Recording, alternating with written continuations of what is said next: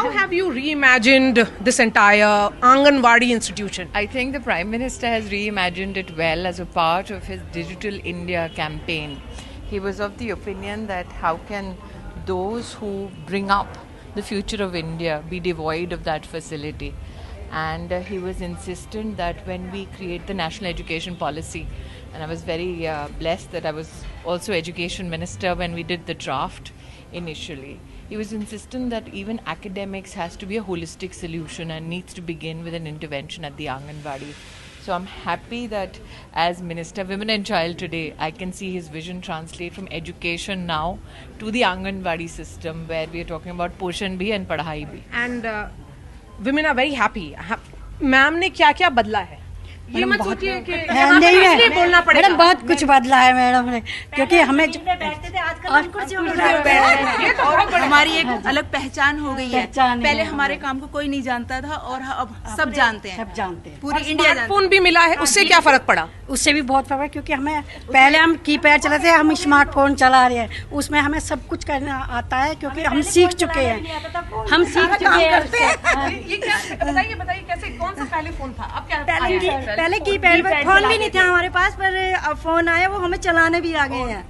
What has happened is that पहले आंगनवाड़ी की दीदी बड़े बड़े रजिस्टर ढो के एक घर से दूसरे घर जाती थी या फिर काम पे जाती थी.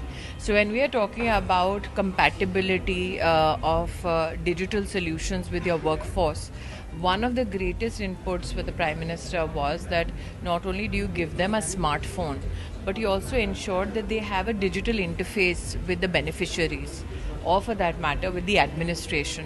So we created the Poshan Tracker, and this is one of the reforms that was brought on, especially during COVID. तो कोविड के वक्त हमने पोषण ट्रैकर बनाया. 3 महीने में पोषण ट्रैकर बना और डिप्लॉय भी हो गया, और सभी आंगनवाड़ी दीदियों ने उसको अपनाया भी. आज जब पोषण ट्रैकर पर हमारे पास 10 करोड़ लाभार्थी हैं, वे 10 करोड़ बेनिफिशरीज, बच्चे का हाइट, वेट, बच्चे की तबीयत ट्यूसडे को बता रही थी ये लोग मॉनिटर, वो दीदी मॉनिटर करती हैं कौन से दिन उनको करना है. हमें सोचना नहीं पड़ता है जी, हाउस विजिट करने के लिए हमें सोचना नहीं पड़ता है किस गर्भवती महिला के पास हमें क्या परामर्श देना है, ये भी हमें पोषण ट्रैकर से ही मिल जाता है कि आज आपको वहाँ जाना है. Now they have a digital record of every beneficiary, pregnant, lactating mother, children under the age of 6. और आशा वर्कर के साथ भी इनका समन्वय आसान हो जाता है, क्योंकि उनको पता होता है ये बच्चे की ये बीमारी है या ये चुनौती है, उसको कहाँ टीका कब चाहिए, या लास्ट टीका कब लगा था, उसका वज़न कम हुआ है, ज़्यादा हुआ है, रेड फ्लैग्स आ जाते हैं सिस्टम में. तो ये पहले इनको मैन्युअली करना पड़ता था, सोचना पड़ता था. फिर दीदियों ने कहा कि जो वज़न करने की मशीन है उसको आप रिफर्बिश भी कराइए बार बार. तो हमने सिस्टमिक जो इंटरवेंशंस किए हैं, they have not been only a one time solution given. हमारा संवाद दीदी से चलता रहता है. लंबाई ऊंचाई नापने के लिए वो मिले हुए हैं, हमें मीटर मिले हुए हैं, तो हमको दीदी बताती रहती हैं जब हम मिलते हैं कि अब ये चाहिए, अब वो चाहिए, और आप करती और हम मुझे इनके बारे में आभार इसलिए व्यक्त करना है, अपने लिए नहीं मांगती, सिस्टम को बेहतर करने के लिए हमेशा ये बहनें कहती हैं. हम देश में 8 करोड़ बच्चे आंगनवाड़ी सिस्टम में संभालते हैं, और 8 करोड़ बच्चों की जिम्मेदारी, वो भी छोटी उम्र में, 6 साल से कम उम्र में.